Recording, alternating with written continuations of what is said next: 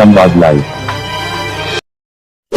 इस वीडियो को लाइक करें, हमारे चैनल को सब्सक्राइब कर बेल आइकन जरूर प्रेस करें हमारी न्यू वीडियो सबसे पहले देखने के लिए।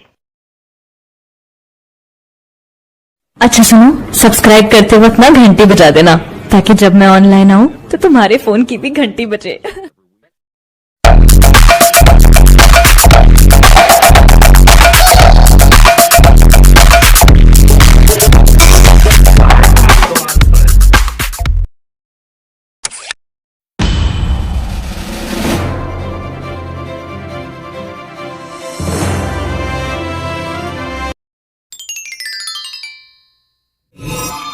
आज हम देवनागरी लिपि की वैज्ञानिकता के बारे में बात करेंगे।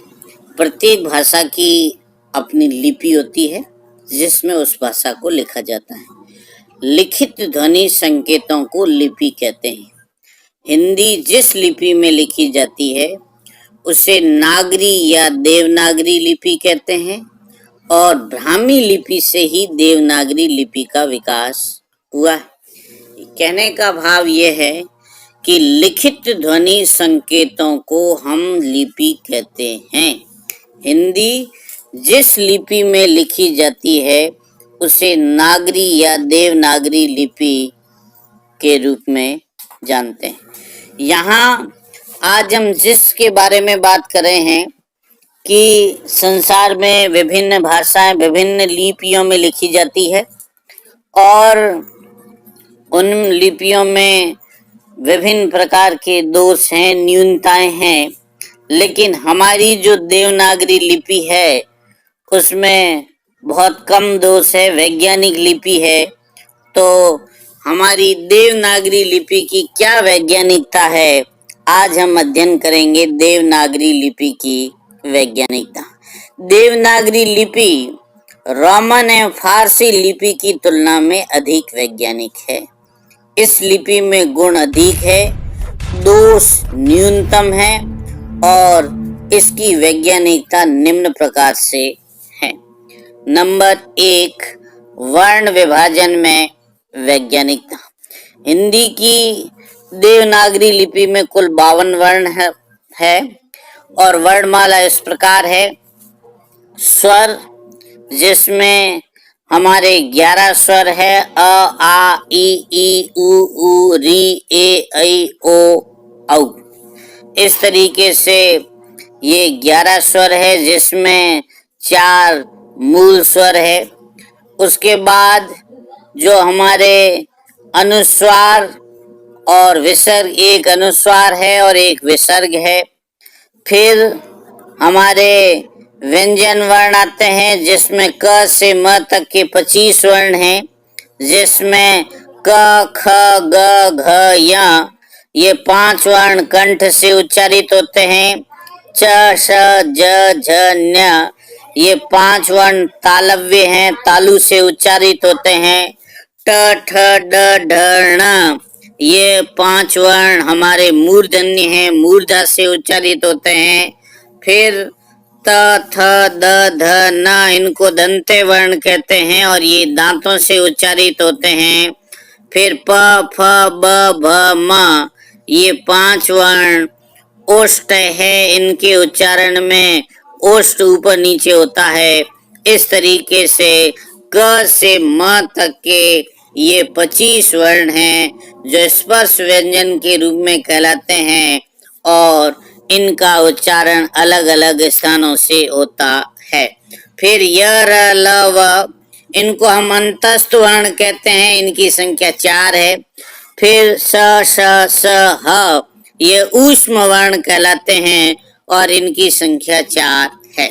फिर संयुक्त व्यंजन क्ष त्र और ज्ञ और स्र ये 4 वर्ण हमारे संयुक्त व्यंजन है। और जो द्विगुण व्यंजन हैं, जो विदेशी भाषाओं से प्रभाव से हमारे यहाँ आए हैं, द्विगुण व्यंजन ढ और ढ ये वर्ण 2 हैं। इस तरीके से कुल वर्ण हमारे हैं वो 52 माने गए। स्वर जो स्वर का उच्चारण होता है, स्वर के उच्चारण में अन्य ध्वनियों की कोई सहायता नहीं ली जाती है। वायु मुख विवर से बिना किसी अवरोध के बाहर निकल जाती है। स्वरों के उच्चारण में किसी अन्य वर्ण की सहायता नहीं ली जाती है और वायु मुख विवर में बिना किसी अवरोध। और व्यंजन ध्वनि, व्यंजन वे वर्ण हैं जो स्वरों की सहायता से उच्चारित किए जाते हैं, यानी व्यंजन ध्वनियों के उच्चारण में वायु मुख विवर में कहीं न कहीं अवरोध होता है और अवरोध के हटने के बाद ही ये उच्चारित होते हैं, इसलिए ये व्यंजन कहलाते हैं। क्योंकि जो व्यंजन हैं उन व्यंजनों में स्वर और व्यंजन दोनों का समाहित रूप है और जब दो है तो उसमें अवरोध की स्थिति आती है। दूसरा जो बिंदु है वह है अक्षरात्मक या वर्णात्मक लिपि। देवनागरी लिपि ध्वन्यात्मक लिपि न होकर अक्षरात्मक या वर्णात्मक लिपि है। ये भी इसकी एक वैज्ञानिकता है कि देवनागरी लिपि ध्वन्यात्मक न होकर अक्षरात्मक या वर्णात्मक लिपि है। तीसरा है समग्रता। देवनागरी लिपि में समग्र ध्वनियों को अंकित करने की क्षमता है। जो जितनी भी ध्वनियां हैं उन ध्वनियों को अलग अलग अंकित करने की क्षमता है। जब हम रोमन लिपि में देखते हैं तो न एवं न दोनों के लिए एक ही वर्ण एन का प्रयोग होता है। रोमन लिपि को जब हम तुलनात्मक दृष्टि से देखते हैं तो रोमन लिपि में न और न दोनों के लिए एक ही वर्ण एन का प्रयोग होता है, जबकि देवनागरी लिपि में इनके लिए अलग अलग वर्ण चिन्ह हैं। कहने का आशय यह है कि हमारी जो देवनागरी लिपि है उसमें समग्रता है और प्रत्येक ध्वनि को अंकित करने की क्षमता है और प्रत्येक ध्वनि को अलग अलग वर्ण चिन्ह के द्वारा व्यक्त किया जाता है। व्याकरण एवं लेखन में एक रूपता। यहाँ देवनागरी लिपि में जो लिखा जाता है वही बोला जाता है। यहाँ जो लिखा जाता है वही बोला जाता है। देवनागरी लिपि में अनुच्चरित अक्षर नहीं होते, जैसे हम साइलेंट कहते हैं, साइलेंट अक्षर नहीं होते हैं, किंतु रोमन लिपि में कुछ शब्दों में साइलेंट वर्ण होते हैं जो लिखे तो जाते हैं किंतु बोले नहीं जाते। जैसे KNIFE में के साइलेंट है, इसको हम पढ़ते हैं नाइफ। इसी तरह साइकोलॉजी, साइकोलॉजी में P साइलेंट है। इसी तरीके से नॉलेज, नॉलेज में K, W और D तीन ध्वनियां साइलेंट है। इस तरीके से हम देखते हैं कि जो रोमन लिपि है उन रोमन लिपि में कुछ शब्दों में साइलेंट वर्ण होते हैं जो लिखे तो जाते हैं किंतु बोले नहीं जाते हैं, लेकिन हमारी देवनागरी लिपि में ऐसा नहीं है। देवनागरी लिपि में लेखन एवं उच्चारण में एक रूपता है, ये इसकी वैज्ञानिकता को परिपुष्ट करता है। नेक्स्ट बिंदु है नियतता। देवनागरी लिपि में प्रत्येक ध्वनि के लिए एक चिन्ह नियत है। प्रत्येक ध्वनि के लिए एक चिन्ह नियत है, जबकि रोमन लिपि में एक ध्वनि को लिखने के लिए कई विकल्प हैं, इसलिए वहां वर्तनी की गलतियां होती है। देवनागरी में क ध्वनि को लिखने के लिए केवल एक वर्ण क ही है, जबकि रोमन लिपि में ये कई तरह से लिखा जा सकता है। जैसे हम रोमन लिपि में क को देखते हैं तो कैट में CAT कैट, C का क, किंग में KING किंग, K का क, क्वीन QUEEN क्वीन, क्वीन में Q का क, और केमिस्ट्री CHEMISTRY केमिस्ट्री, केमिस्ट्री में CH का क। इस तरीके से रोमन लिपि में ये कई तरह से लिखा जाता है, जबकि हिंदी में क ध्वनि को लिखने के लिए केवल एक ही वर्ण है। फिर है निश्चितता। देवनागरी लिपि में प्रत्येक वर्ण का निश्चित उच्चारण, ये उच्चारण हमेशा एक सा रहता है, कभी परिवर्तित नहीं होता।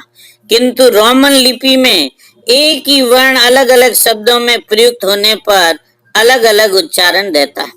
जैसे हम रोमन लिपि में जब देखते हैं तो बहुत सारे शब्द हैं, BUT but, PUT put, CAT cat और CITY CT।